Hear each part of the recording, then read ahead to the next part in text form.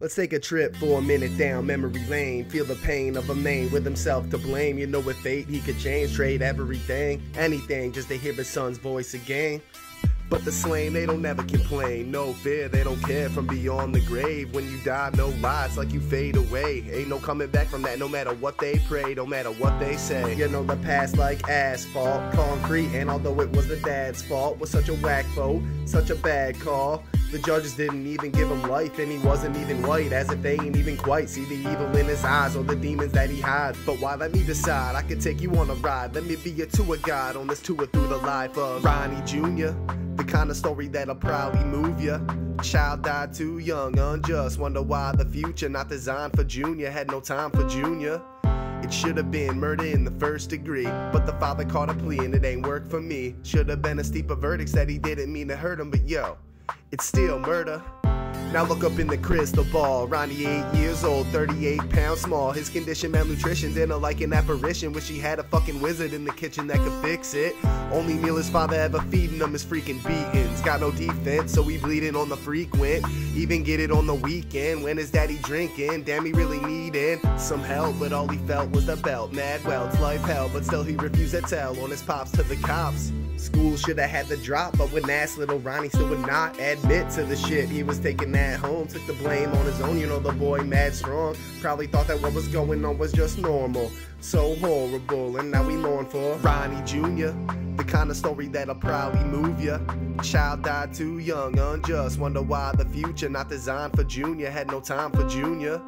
It should have been murder in the first degree, but the father caught a plea and it ain't work for me. Should have been a steeper verdict, said he didn't mean to hurt him, but yo, it's still murder.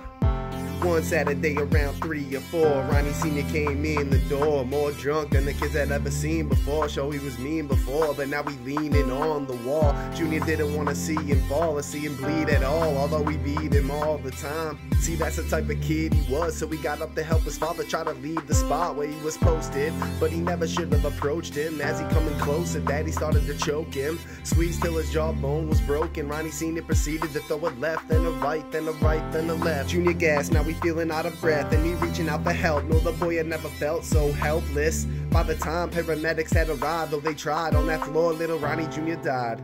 It's stories like this about kids make a grown man cry. Sigh, wonder why when the court had trial. Murder one denied when they tried to apply it.